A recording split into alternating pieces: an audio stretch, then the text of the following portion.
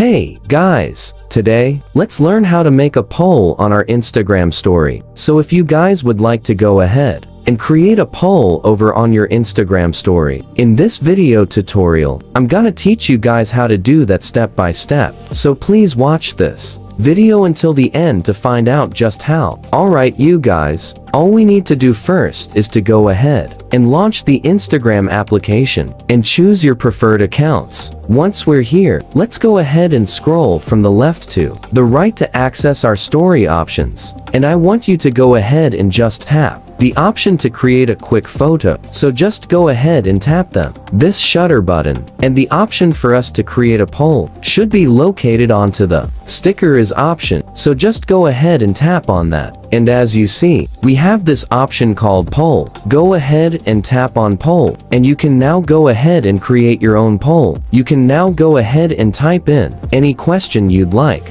and also change the choices if you also like that, and also add some more if you would like that as well. Tap on no once you're done, and just basically add this to your story. And that's how you could quickly go ahead and create your own poll on Instagram. That is all for this video guys. Thank you guys for watching. Please like this video and subscribe as well if you guys learned something. And I'll see you guys on the next video.